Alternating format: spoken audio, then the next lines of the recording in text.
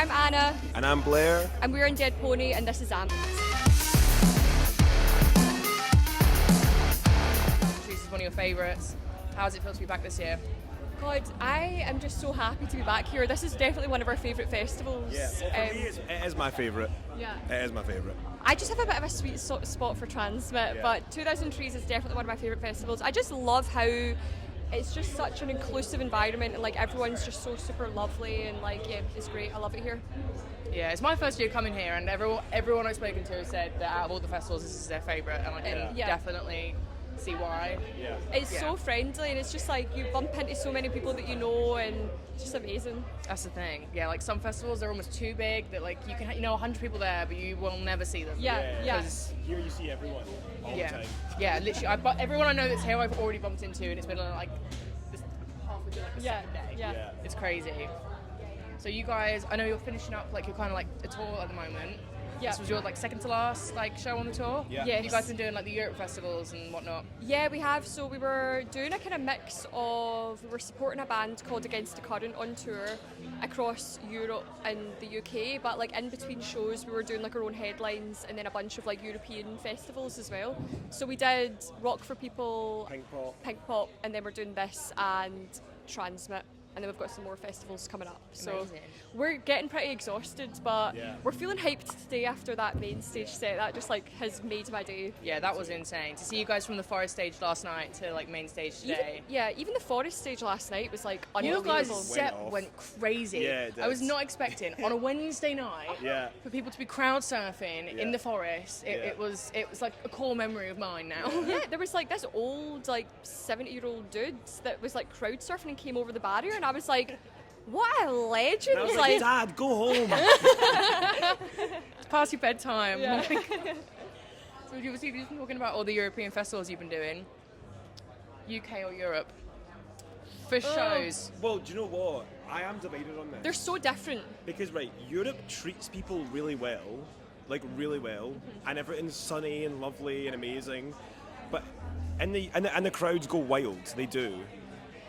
In the UK, though, I feel like people that see you today will then come back and see you again, like a month, 3 months, 6 months later, a year later.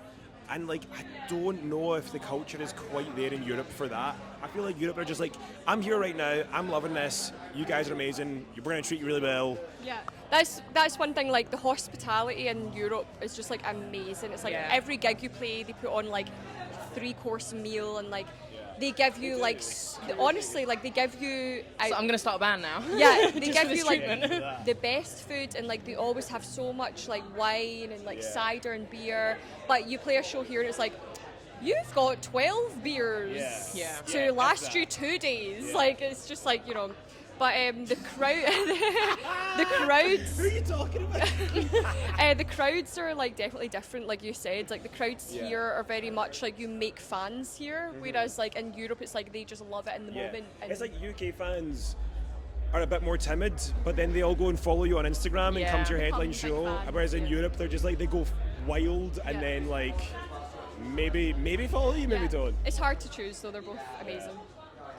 Yeah, to be fair, I've been to some festivals in Europe as well, and like the vibes are just completely different. Yeah. Like, I know, like when I first got here yesterday, I was chatting to Haley and Holly about how like they had a woman last year who complained loads, and I went to a festival in Belgium, and all the locals were out giving water bottles to people for free. Yeah. In the UK, people cash off on that. It's absolutely crazy. Yeah. Right. So speaking about, you just even said like how someone sees you once, they follow you, become obsessed. I first got introduced to you guys when you supported the Blackout earlier this year. Which gig were you at? The London show. Oh, amazing. And when I tell you, you guys hadn't even finished your set, I was already texting like a PR going, oh my god, who the hell are these guys and why have I never heard of them? Got sent your album to listen to, and I've been like obsessed ever since. Yeah, thank you. Like such a big fan. So good. There's that. Love to Thank hear you. that.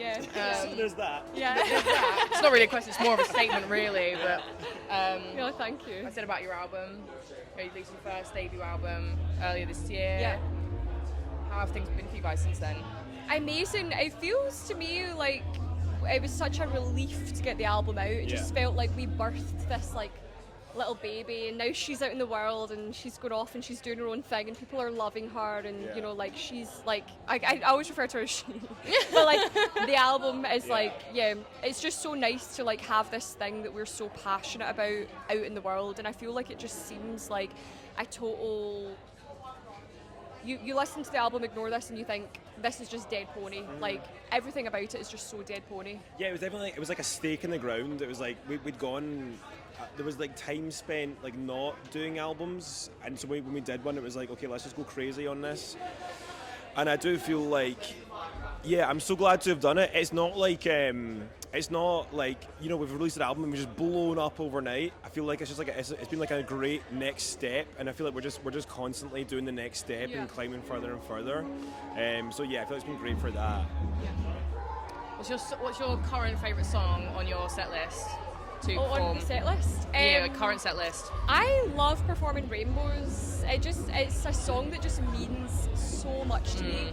And what I love about it now, it's like when we play it live, people like sing along the lyrics, and like I can tell that this song that like we wrote one day out of kind of like feeling a bit sad means so much to like other people, and like that is like the best feeling on the planet. Like it's so good. I think my personal favourite is Mana, because it just goes off every time. Like literally just like we get to Mana, the crowd are ready for it, and then we play that and it just goes crazy, and like just like I love that energy live. Like I love that feeling of just like going nuts. For sure. Amazing. Yeah, to be fair, like every song like that you played like last night and today, I went to George and I was like, I fucking love this song, and then the next one, oh my god, they're doing this one as well now. So like they're all absolute bops. So, and that's the thing, it's like we always struggle to write a set list, don't we?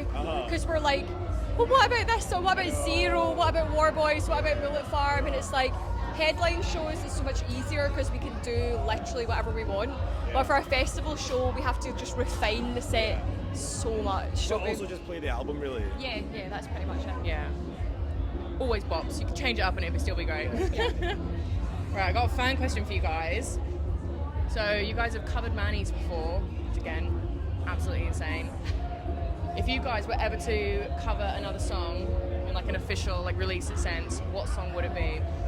I have always wanted to cover Hollaback Girl. Right. Because I think I could sing that That so would go well. so well. But I feel like we could do a really good like new metal version of it, and we kind of tried to do it at one point, but like it wasn't really working. We didn't. We kind of did. No, we thought about it, we never tried it. Okay, we thought about it. Never tried it. But I think Hollaback Girl would just like go hard. I want to do like a modern version of Ace of Spades and make it like cool again. Make Ace of Spades. I mean, it's never Make not rock and cool. roll cool again. Well, that's the overall mission, but like Ace of Spades, it's such a good song, and it's just like do that with like modern production and like a girl singing it, and like that would be sick. Yeah, for sure. I shouldn't have even said that. Cut that out. He's giving away all our secrets. So, where do you guys see yourself in 5 years, other than covering AC/DC and?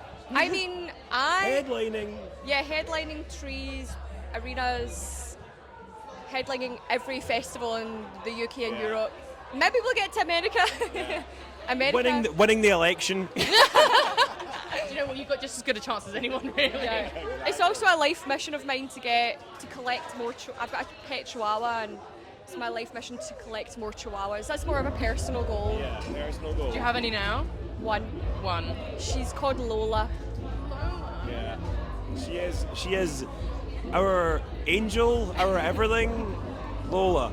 She's like my child. She's amazing. If people don't treat their pets like children, then I'm sorry, you just don't love them enough. Exactly. That's my outlook on it. Yeah, we Lola's like getting a bit older now, and she can't walk as good. And I was like, I'm buying her a pram. Like sounds like Joe Biden. I can't walk as good as I used to. I can't talk as good as I used to. Right, I've just got some quick fire questions now just to wrap things up. Okay. What's the craziest thing you guys have ever seen at one of your shows? Oh god. I mean, just there at that show, there was some wee guy dressed up as a pirate. Did you see that? I didn't see pirate. That was pretty cool. What's the craziest thing you've ever seen at a show? I mean, we have seen something that we are not going to say in this interview because it would be too bad for the person that it happened to. Wait, whisper. Right, so there's something, there's really mental stuff, but we're not going to go there. Worst, craziest thing, was that what you said? Craziest thing, yeah.